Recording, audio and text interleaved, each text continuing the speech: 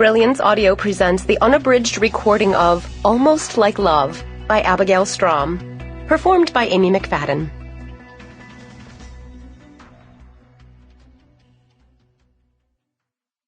Chapter 1. This was a mistake.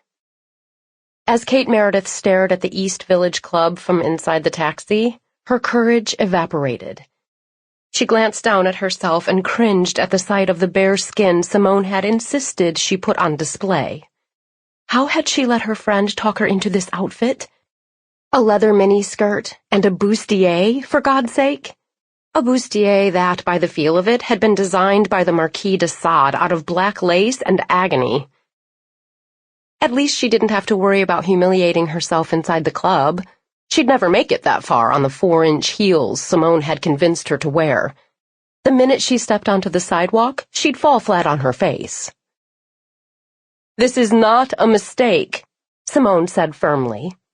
"As far as I'm concerned, this is the first rational thing you've done in years."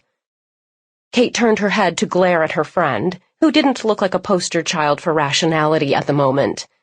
She was wearing a dress made of canary yellow plastic, along with fishnet stockings and combat boots, and her short black hair was spiked with a product that had turned her normally silky locks into lethal weapons. "This is your world, not mine," Kate said, turning back to look at the line of people waiting to get into the club. "I don't belong here. I look like a kid playing dress-up. Why did I let you—" "The only thing I did wrong was failing to pour whiskey down your throat before we came here. Let's go rectify that now, shall we?" Simone reached across her to open the cab door and then practically shoved Kate out onto the sidewalk. Kate teetered on her heels, but didn't actually fall, and by the time Simone paid the driver and came to stand beside her, she was reasonably confident she could keep from face-planting on the asphalt. While she was standing, anyway. She wasn't so sure about walking. And as for dancing? She gripped Simone's shoulder. "Not my world," she said again. "May I remind you that your world kicked your ass today? That's why you came to me, remember?"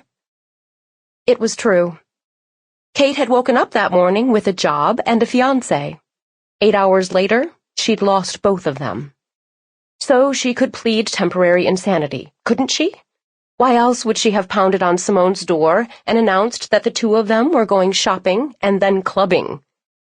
She never went clubbing with... Sample complete. Ready to continue?